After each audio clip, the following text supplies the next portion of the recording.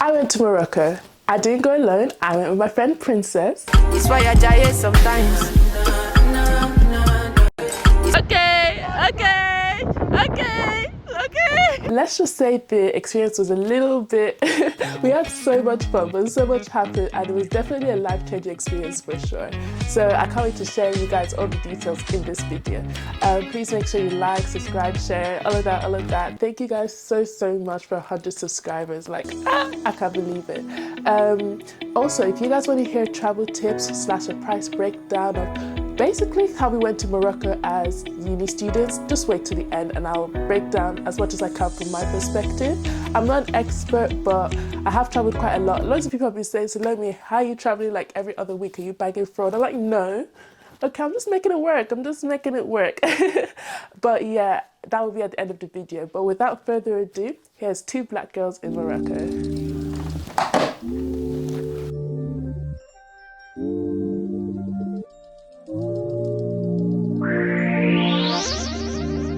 So let's start with when we landed. That was something. We had already booked a taxi, but when we got there, all the taximen were like, oh, you want taxi, oh, I can take you. I was like, no, I booked one. Oh, no, come here, I give special price for you, come. We were like, no, I booked one. Then this man just comes from the crowd and he's just like, oh, you booked? I was like, yeah. He was like, come with me. I was like, I looked at Princess. We didn't have any other choice. They took our bags and they were like running with our bags. Once they brought our bags to the van, to the taxi, they were like asking for money.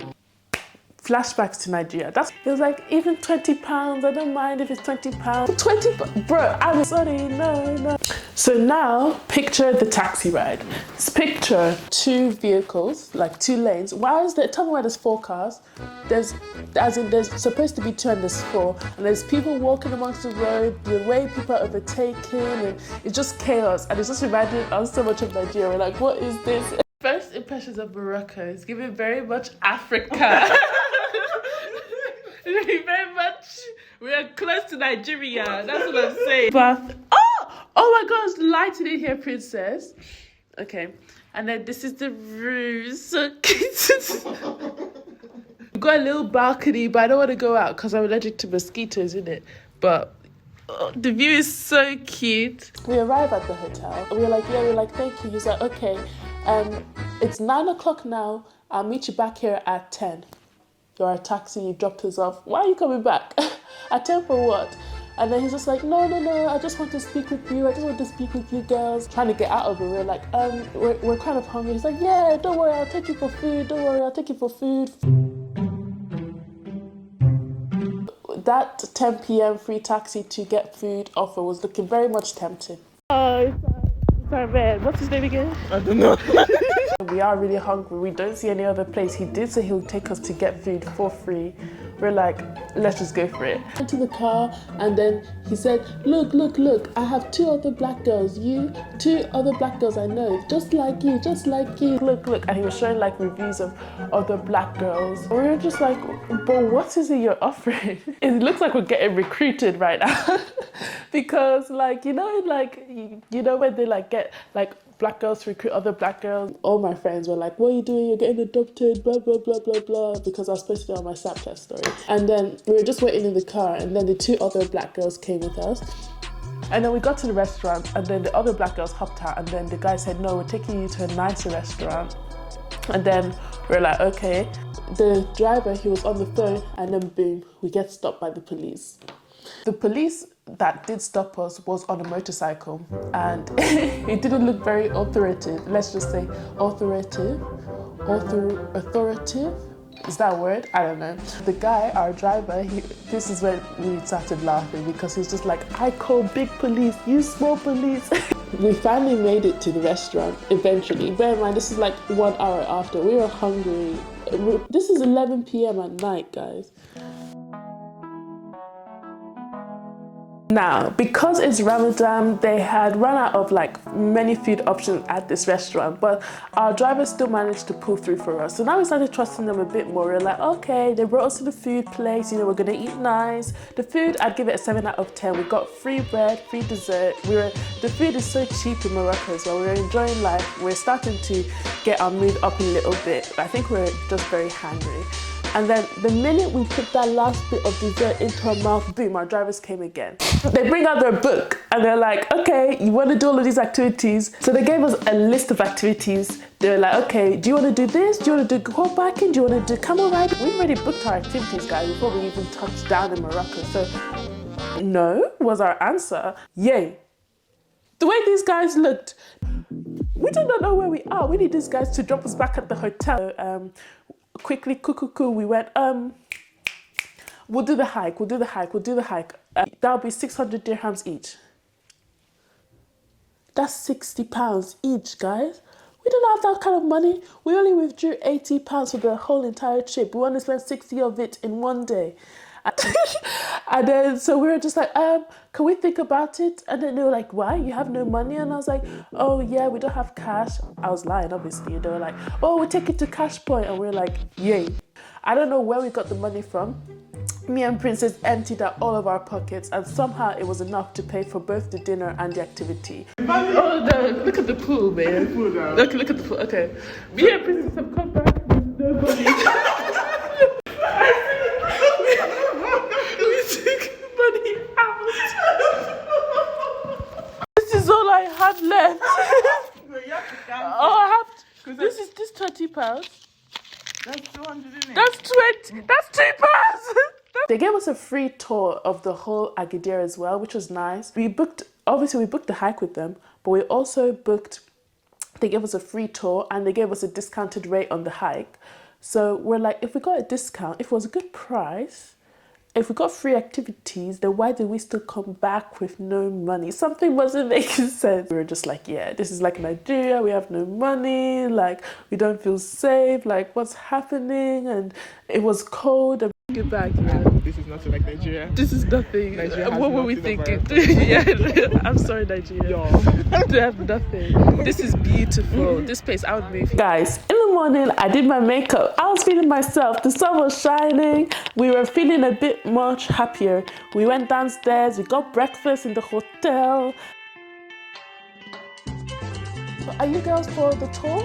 And we were like, yeah. He's like, oh, I'm the driver. Come in. We just hopped into the taxi. And then halfway through the taxi ride, well, we were already in the taxi for 5 minutes. I'm like, where are we going? This is for the tour of the city. He was like, no, you guys want to still go to the crocodile park? Yeah, crocodile.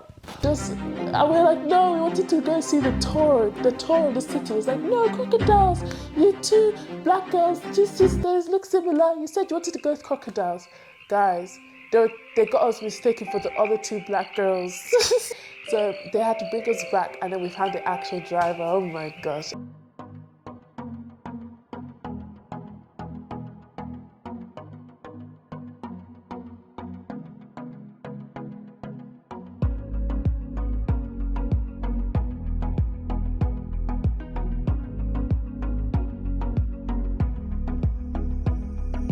We had a 10-hour journey yesterday, so we were tired, it was dark, we didn't know what was going on with all of these tour guides, but now we realize this is beautiful. So when we were on the tour, we realized we had been way too harsh in this place.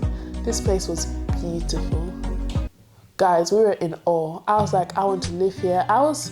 The way I'll describe it is like, I was in love. Forgot to say, they also took us to an argan oil factory and we were able to get cactus oil products and we spent £30 each.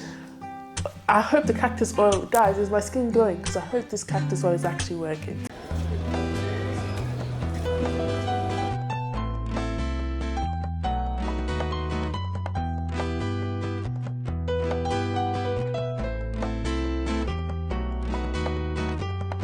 Are you sure you don't want to bird? The market was an experience of its own. Everything is haggling. They just everybody's just trying to hustle at the end of the day, you know? You can't judge anyone for that. Anyway, quadding.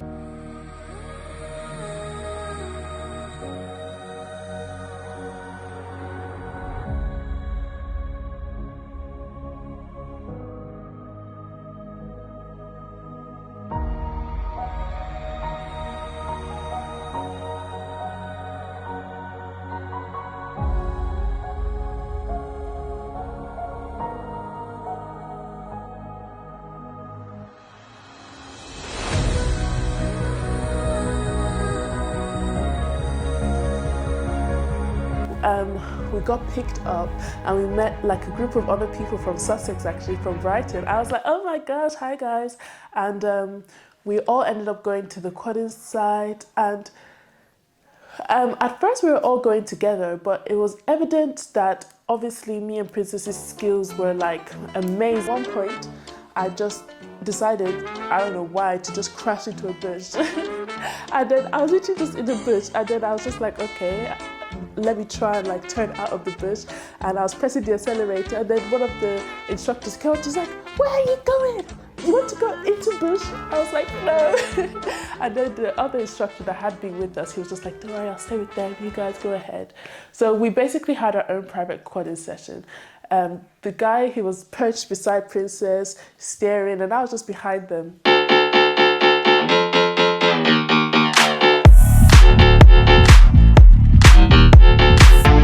Every 2 minutes, this guy would stop. Pictures, pictures. We had the same picture, but in like different fonts, because literally he would stop all the time for pictures. It was fun. It was funny though. It was a great experience. We did have a tea break, and they gave us some Moroccan tea, and they were singing songs.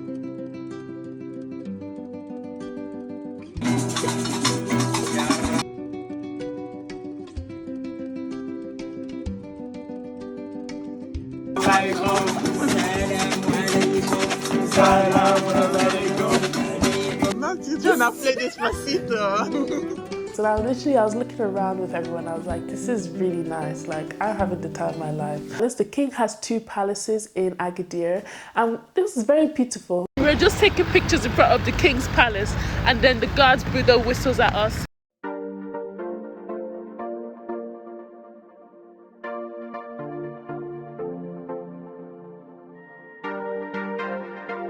This is a story all about how my life got twisted upside down, and I'd like to take a minute, just sit right there, show you how big in the face of a town called Philly. Our first day in Agadir was nice. We came back fulfilled. The hotel was playing Afrobeat music and like Spanish reggaeton, and I was just like, this is so nice. Like, we judged this place way too harshly.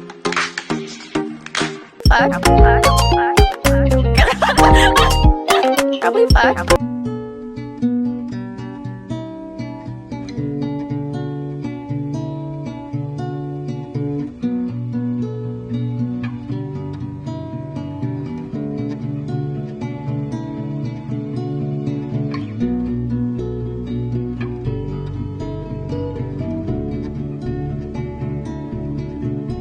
Day 2, we wake up.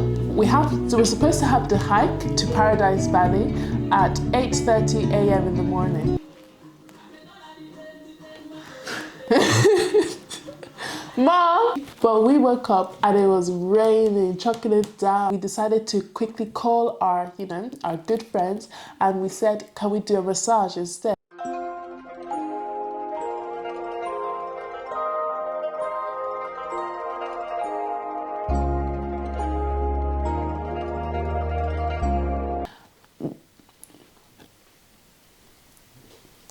I don't even know how to describe this massage, but a shower head and just drenches sauna/steaming. So we're just lying there, sticky. Isn't this supposed to be a massage? Why am I wet? Scrubbing us, and then guys, I felt like a roast chicken. The amount of oil they put on me. Let's just say the car ride home was in silence. We got a call from that guy, our tour guide, Nordin, that's his name. I don't know why I'm not saying his name. You know, the guy that originally dropped us from the airport and everything. And he said that our our company got really angry with us and they cancelled our camel ride, but he's going to pay out of his own pocket to get us another camel ride.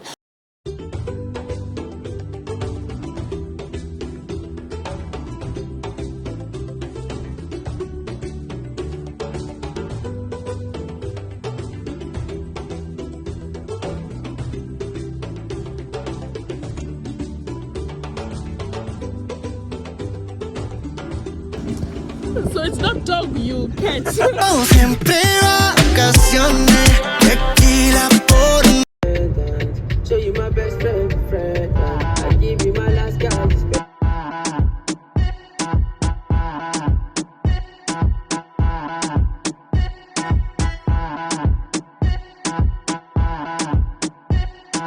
So it was the final day. We were leaving today, and it was such a bittersweet because we woke up, the sun was shining, it was hot.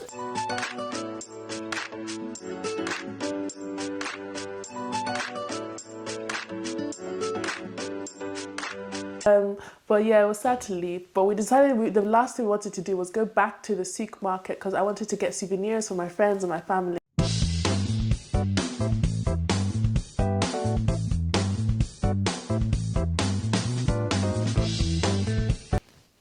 So I went back to the store to find Princess. She wasn't there.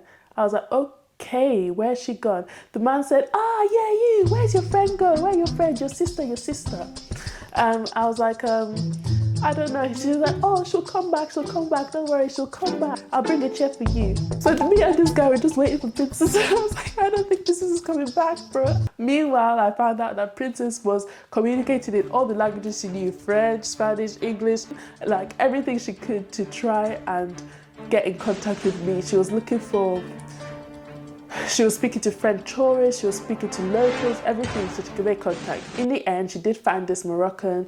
I'm calling her Moroccan boyfriend. He was kind of fine anyway, and he managed to hotspot her or something and get her to call me, and we found each other, and it was like a big reunion. It's okay guys, I found her.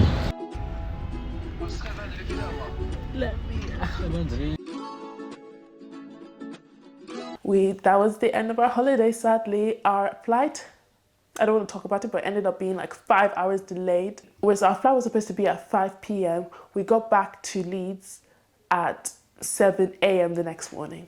And Morocco isn't that far, so yeah. 7 a.m. the next morning. And Morocco isn't that far, so yeah. This video is already so long. Price breakdown. So the flight cost us £120. Well, the flight was £80, but because we wanted a 20-kilogram check-in bag, it did cost us an additional £40. Then the hotel was £30. We stayed 3 nights and 4 days in Morocco, so the hotel was £30 each. We budgeted for, let's say, 3 activities, and that totaled up to like £90. And then I budgeted for £80 spending money, but I did end up spending like £100. So in total, I can't do the maths, but I'll put it on the screen. At the end of the day, traveling, I feel like everybody likes the idea of traveling, but when it comes down to it, there's a lot of what ifs. What ifs this, what ifs that, what if that.